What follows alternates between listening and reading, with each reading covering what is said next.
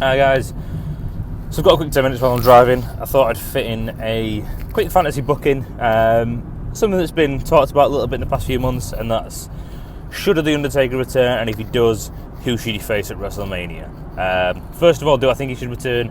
Yes, I do. Here's the reason why. Obviously the reasons for and against for him returning. His last opponent was Roman Reigns. The match wasn't very good. A lot of people didn't like the finish, didn't like the match itself. There was a couple of botches. The reasons against was that obvious. Him putting his hat and his gloves and his coat down in the ring, walking off up the ramp and then descending into the ramp was very symbolic of what we'd expect The Undertaker's retirement match to finish like. Me personally, I absolutely think he should return for one main reason, and it's kind of similar to the reasons I just explained. However, the main thing about it for me is that his match at Mania 33, aside from the finale, I get that, the match itself didn't feel like it belonged to The Undertaker. It felt like it belonged to Roman Reigns. In the same way that Undertaker versus Shawn Michaels from 26, that match feels like it belongs to Shawn Michaels. When I think about WrestleMania 26, I think about Shawn Michaels. When I think about WrestleMania 33, for whatever reason, I don't really think of The Undertaker. Not straight away anyway. And that match itself didn't feel like a retirement match for The Undertaker. It felt like a progression match for Roman Reigns, which for The Undertaker should not be the case. I get when a lot of people, the wrestlers retire, use them to elevate other younger stars, I get that. But this is The Undertaker. I really don't feel like that should be the case. So I actually absolutely think he should come back. As to who he should face, there's a couple of predictions flying around there. So I'm quickly going to talk about who I don't think it should be. Number one, John Cena. Now, I know a lot of people think this is a dream match. It's a match they've wanted for a long time. Personally, I don't think it needs to happen. And for the main reason being that is, all Undertaker's feuds, or good feuds and good matches, have all been so character built and so character driven that this match just wouldn't work for his retirement match. It wouldn't make any sense. I think John Cena would win. John Cena doesn't need to beat The Undertaker. John Cena doesn't need to win. He's kind of slowing down his pace now. He's going off and doing a lot of other things now. He doesn't need to beat The Undertaker. The match would be okay. There wouldn't be much to it. There wouldn't be story driving it. The Undertaker and John Cena haven't really got a heavy past. They've not got really anything that the creative team can pick up from for the promo work really. So I just don't, sometimes you just don't get matches. We never saw Stone Cold take on Hulk Hogan. This is just one of those matches that we're not really going to lose sleep over if we never actually see. John Cena, he's faced The Rock, he's beat The Rock. We don't have to see John Cena go through every legend of the game that's available and defeat them in the ring. Doesn't need to happen. So yeah, John Cena's a no from me. Secondly, this is a tough one, but the person I want him to face outweighs this slightly, so the person I don't want him to face is Finn Balor. The match would be great, the story would be cool. Demon versus the Dead Man, I get that. That tagline alone would sell the show, hands down. But coming out of WrestleMania 33, I don't know how they'd arrive at Finn Balor versus The Undertaker. There's no way, everyone knowing full well that it is The Undertaker's retirement match, they'd be booing him, and they'd have to turn Finn Balor heel, which I really don't think they would do, and if they did, they'd probably involve the club, the match would get messy, there'd be interference. For me, the match dynamics of where both characters are at just simply wouldn't work. I'd have loved to have seen that match, just for the entrances alone, I get that, but right now in this time and place, they haven't. That match had to be planned a while back. Those routes had to already be in place almost, and for me, there were no routes whatsoever. The build wouldn't be long enough to make this match feel like it needed to, although it would be a good match.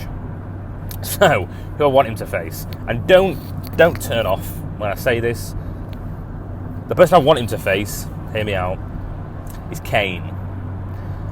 Now I know what you're going to say, neither man would get anything out of that. Let's use a younger star and elevate them in this match.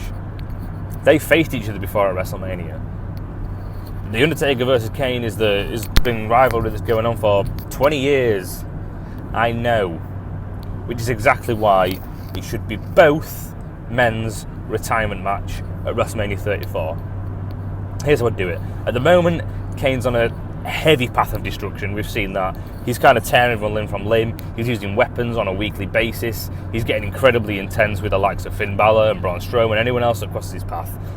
He doesn't seem to give a crap about anyone or anything in his way, which is a Kane that we haven't actually seen for a while, believe it or not. And it's an interesting Kane to see. And it's a fun Kane to see. And aside from just The Undertaker, Kane deserves one hell of a last run. He really, really does. Because although his wrestling ability isn't up there with the best, let's be honest, his character work absolutely is. And he's been one of the most loved and watched characters in the history of WWE. And WWF, let's be honest. So for the build to the match, we already know that Undertaker is showing up at the 25th anniversary of Raw. For me, they need to follow on from the theme where we left off at WrestleMania 33 and have him come out without the hat, without the coat, and without the gloves. His reason for being there, to say goodbye to the fans. Don't know whether anyone expected that, or that'd be cliche, or that'd be cheesy or anything, but he should come on a completely stripped back Undertaker, maybe not even the full entrance, maybe not the smoke and mirrors or anything, not the full entrance. I don't know, that'd be a killer to see him like that, I don't know. But he should come out to say goodbye to the fans. He should be interrupted by Kane, who originally looks like he's coming to congratulate him, say goodbye, even if the rest of the roster come out onto the apron to applaud him, and then as they're applauding him, Kane steps through the group. His music doesn't go off because that would be too interruptive. He just steps through the crowd to the front, and then he walks down the ramp, and everyone's going to be cheering. He gets in the ring. He grabs a mic. He steps face to face with Undertaker, with his brother, and instead of congratulating him, instead of giving him that send-off that everyone's expecting him to give, he just calls him a joke, and he laughs in his face because Kane's won. This rivalry between these brothers that's been going on for so long, the Undertaker quit first. Yes, the Undertaker's been going longer than Kane has by 7 or 8 years, whatever it is. But the Undertaker's the first to hang his boots up. The Undertaker's the first to give it in. So Kane's, what's the word? Kane's loving it. Kane's really taking in that glory of outlasting the Undertaker. The Undertaker doesn't bite on this episode of Raw. He just says goodbye, my brother.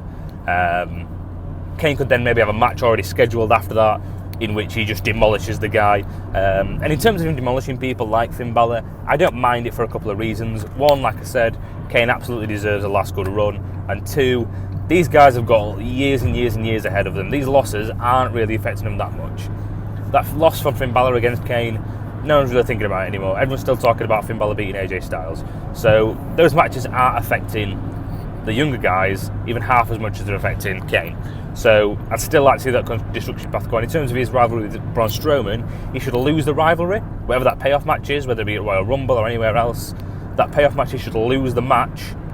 So Braun Strowman should be declared the winner, but he should get the upper hand with his destructive streak.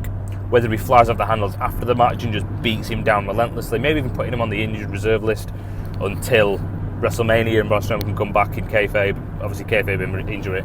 And on the road to WrestleMania, Kane's constantly hinting at The Undertaker. We don't see The Undertaker again for another couple of months, but Kane's constantly hinting at him and taking the mickey and kind of making fun of him and making all these gestures and mocking him.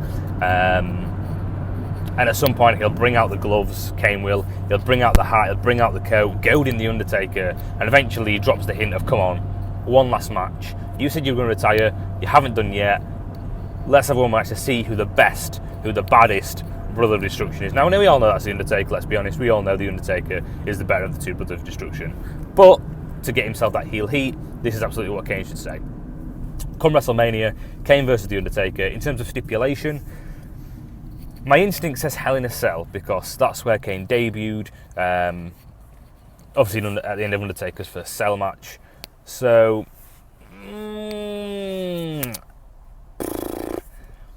Hell in a Cell would be fitting.